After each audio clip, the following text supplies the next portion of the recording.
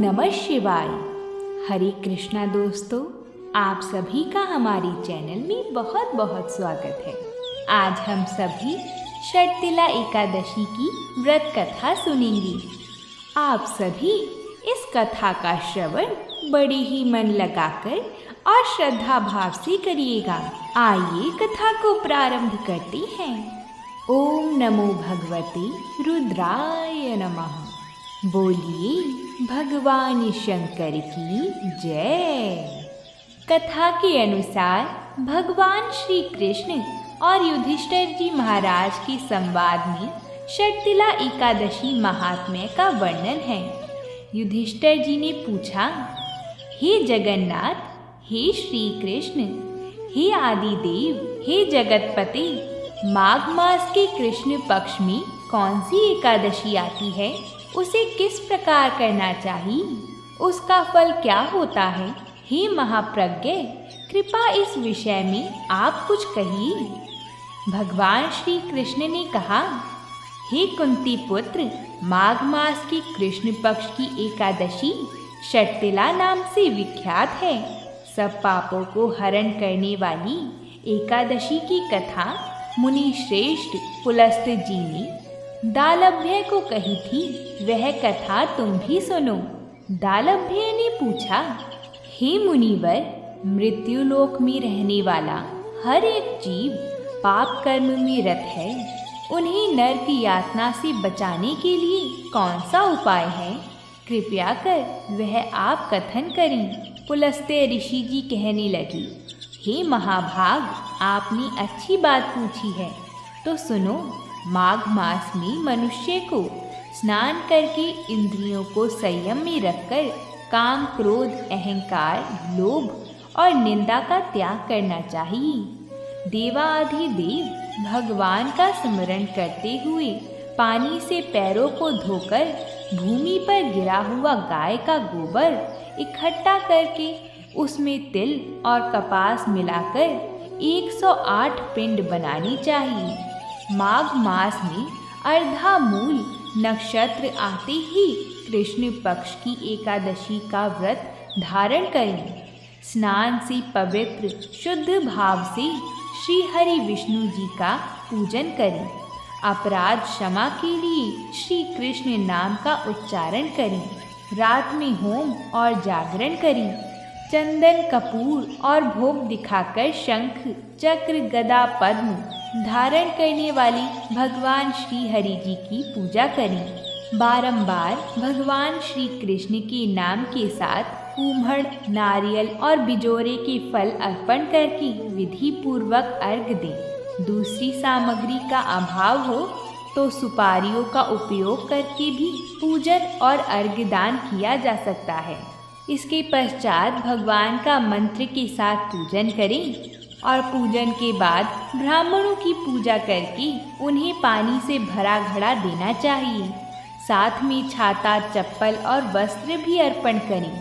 इस दान द्वारा भगवान श्री कृष्ण प्रसन्न हो, यह कहते हुए दान करना चाहिए।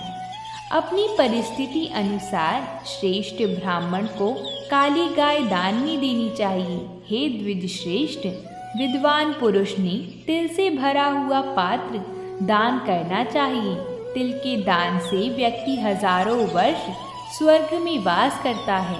तिल से स्नान करना, तिल का उबटन लगाना, तिल का हवन करना, तिल डाला हुआ जल पीना, तिल दान करना, तिल का भोजन में उपयोग करना, इस प्रकार 6 कार्यों में तिल का उपयोग करने से इसे शर्तिला एकादशी माना जाता है, जो पाप हरता है। एक बार शर्तिला एकादशी की महिमा सुनने देवर्षि नारद जी भगवान श्री कृष्ण जी के पास आए। भगवान श्री कृष्ण जी ने कहा, एक ब्राह्मण स्त्री थी। ब्रह्मचर्या का पालन करते हुए वह भगवान की आराधना करती थी। अनेक प्रकार की तपस्याओं के कारण वह बहुत दुर्बल हो गई थी। उसने बहुत दान दिए, परंतु उसने ब्राह्मण और देवताओं को अन्न दान नहीं किया था।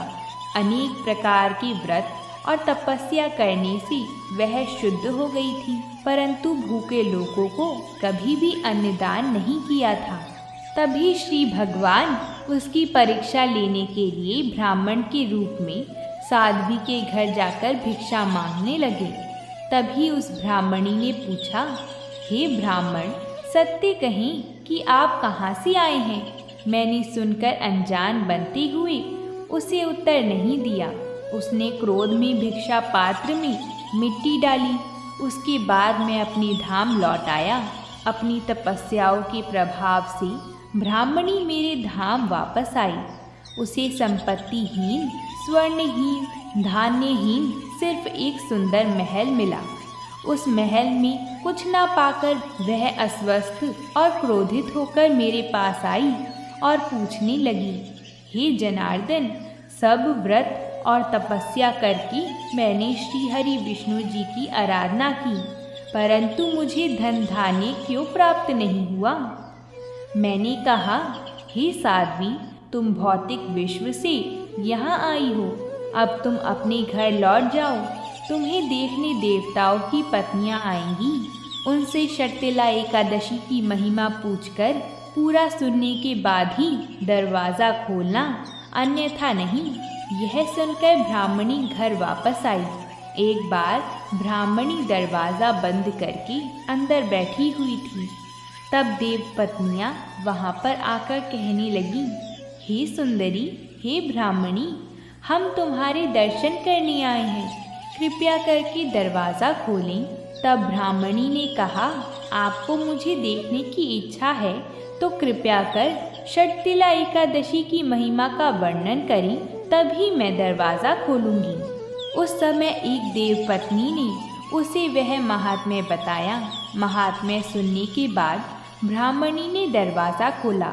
देव पत्नियाँ उसके दर्शन से बहुत प्रसन्न हुई। देव पत्नियों के कहे अनुसार ब्राह्मणी ने शर्तिला एकादशी का व्रत किया, जिसके प्रभाव से उसे धन धान्य, तेज, सौंदर्य प्राप्त हुआ। धन धान्य संपादन करने की लोभ दृष्टि से यह व्रत नहीं करना चाहिए। इस व्रत के पालन से अपने आप गरीबी, दुर्भाग्य नष्ट हो जाता है।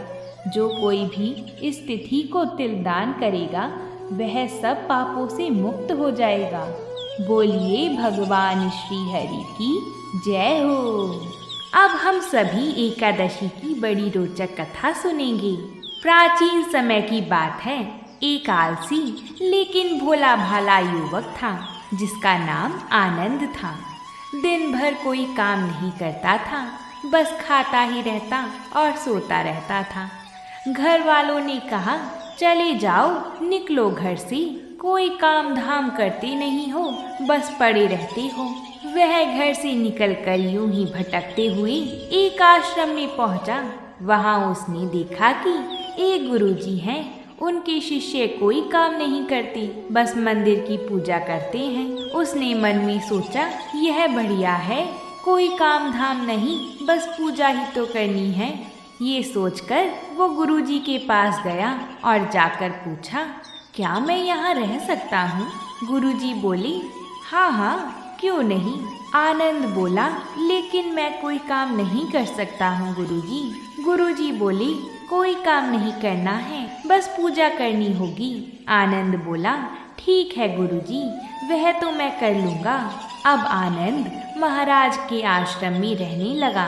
ना कोई काम, ना कोई धाम, बस सारा दिन खाते रहो और प्रभु भक्ति में भजन गाते रहो। महीना भर हो गया। फिर एक दिन आई एकादशी। उसने रसोई में जाकर देखा, खाने की कोई तैयारी नहीं थी।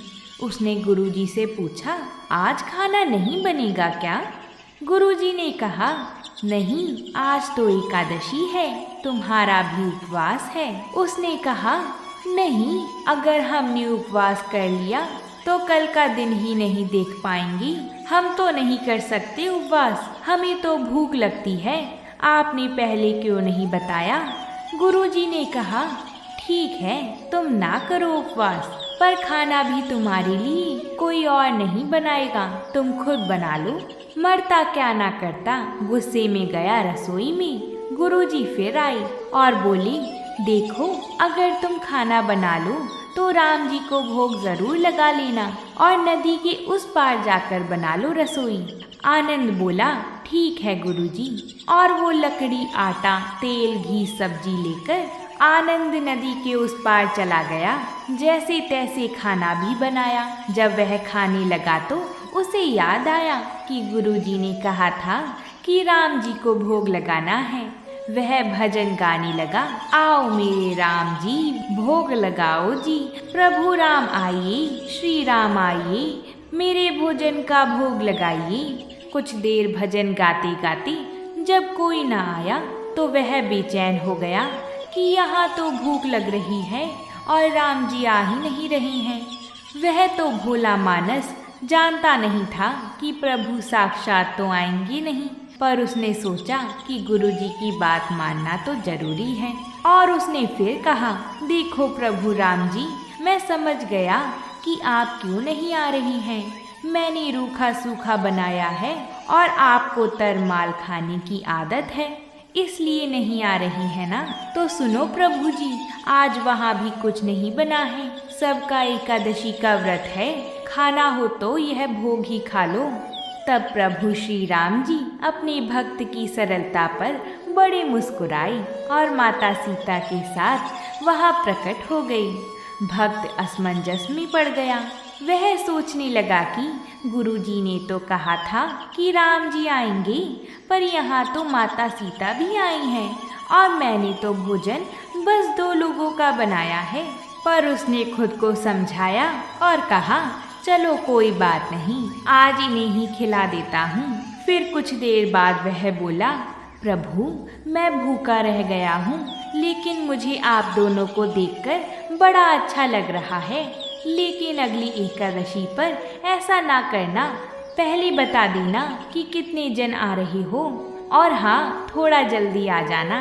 राम जी उसकी बात पर बड़े खुश हुए और वह माता सीता के साथ प्रसाद ग्रहण करके अंतर्ध्यान हो गई। अगली एकादशी तक यह भोला मानस सब भूल गया। उसे लगा प्रभु ऐसे ही आते होंगे और प्रसाद ग्रहण करते होंगे। फिर एकादशी आई और उसने गुरुजी से कहा, मैं चला अपना खाना बनाने, पर गुरुजी थोड़ा ज़्यादा अनाज लगेगा क्योंकि वहाँ 2 लोग आते हैं। गुरुजी मुस्कुराए और उन्हें लगा भूख के मारे बावला हो गया है, और गुरुजी ने बोला, ठीक है ले जाओ और अनाज ले जाओ। अब की बार उसने 3 लोगों का खाना बनाया। फिर गुहार लगाई, प्रभु राम आइए, सीता राम आइए, मेरे भोजन का भोग लगाइए। प्रभु की महिमा भी निराली है। भक्त के साथ मजाक करने में उन्हें भी बड़ा मजा आता है।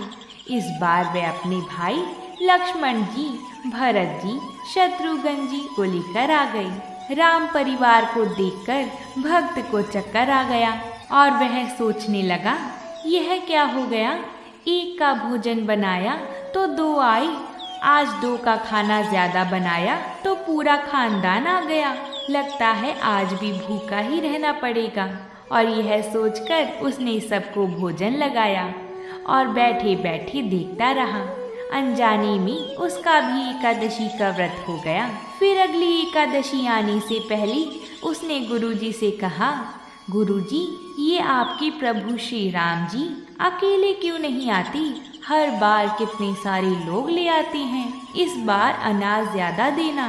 गुरुजी को लगा कहीं यह अनाज बेचता तो नहीं है, देखना पड़ेगा जाकर। भंडार में कहा, इसे जितना अनाज चाहिए दे दो, और छुपकर उसे देखने चल पड़े। इस बार आनंद ने सोचा, खाना पहले नहीं बनाऊंगा, पता नहीं कितने लोग आ जाएं, पहले बुला लेता हूँ फिर बनाता हूँ। और उसने यह सोचकर टेर लगाई, प्रभु राम जी आइए, श्री राम जी आइए, मेरे भोजन का भोग लगाइए। तब सारा राम दरबार मौजूद हो गया। इस बार तो हनुमान जी भी साथ आए, लेकिन यह क्या, प्रसाद तो तैयार ही नहीं है। सबने देखा कि यहाँ तो प्रसाद तैयार ही नहीं है। भक्त ठहरा भोला भाला, बोला प्रभु इस बार मैंने खाना नहीं बनाया। प्रभु ने पूछा क्यों नहीं बनाया? तब आनंद बोला मुझे मिलेगा तो है नहीं, फिर क्या फायदा बनाने का, आप ही बना लो और खुद ही खा लो। राम जी मुस्कुराए, सीता माता भी गदगद हो गईं। उसके मासूम जवाब को सुनकर लक्ष्मण जी बोले क्या करें प्रभु? प्रभु बोले भक्त की इच्छा है, पूरी तो करनी पड़ेगी, चलो लग जाओ काम से। लक्ष्मण जी ने लकड़ी उठाई, माता सीता आटा सानने लगी। भक्त एक तरफ बैठकर देखता रहा। माता सीता रसोई बना रही थी तो कई ऋषि मुनि, यक्ष, गंधर्व प्रसाद लेने आने लगे। इधर गुरुजी ने देखा खाना तो बना नहीं, भक्त एक कोने में बैठा है, तो उन्होंने उससे पूछा बेटा क्या बात है, खाना क्यों नहीं बनाया? भक्त बोला अच्छा किया गुरुजी आप आ गए, देखिए कितने लोग आते हैं प्रभु के साथ। गुरुजी बोले मुझे तो कुछ नहीं दिख रहा तुम्हारे और अनाज के सिवा। भक्त ने माथा पकड़ लिया, एक तो इतनी मेहनत करवाती है प्रभु, भूखा भी रखते हैं और ऊपर से गुरुजी को दिख भी नहीं रही, यह और बड़ी मुसीबत है।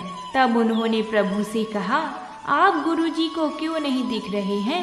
प्रभु बोले मैं उन्हें नहीं दिख सकता। तब आनंद बोला क्यों, वह तो बड़े पंडित हैं, ज्ञानी हैं, विद्वान हैं, उन्हें तो बहुत कुछ आता है, उनको क्यों नहीं दिखते आप? प्रभु बोले माना कि उनको सब आता है, परंतु वह सरल नहीं है तुम्हारी तरह, इसलिए उनको नहीं दिख सकता। आनंद ने गुरुजी से कहा गुरुजी प्रभु कह रहे हैं आप सरल नहीं हैं, इसलिए आपको नहीं दिखेंगे। गुरुजी रोने लगे वाकई मैंने सब कुछ पाया पर सरलता नहीं पा सका तुम्हारी तरह, और प्रभु तो मन की सरलता से ही मिलते हैं। तभी प्रभु प्रकट हो गए और गुरुजी को भी दर्शन दिए। इस तरह एक भक्त के कहने पर प्रभु ने रसोई भी बनाई। बोलिए भगवान श्री हरि की जय हो। आप सभी इस कथा को सुनने के बाद भगवान को नमन जरूर करें, जिससे इस कथा को सुनने का पुण्य भगवान की कृपा से प्राप्त हो सके। और अगर आप सभी ने अभी तक हमारे चैनल को सब्सक्राइब नहीं किया तो हमारे चैनल को सब्सक्राइब कर लें, जिससे आने वाली सभी कथाएं और कहानियाँ आपको समय अनुसार मिल जाएंगी। प्रेम से बोलिए हर हर महादेव।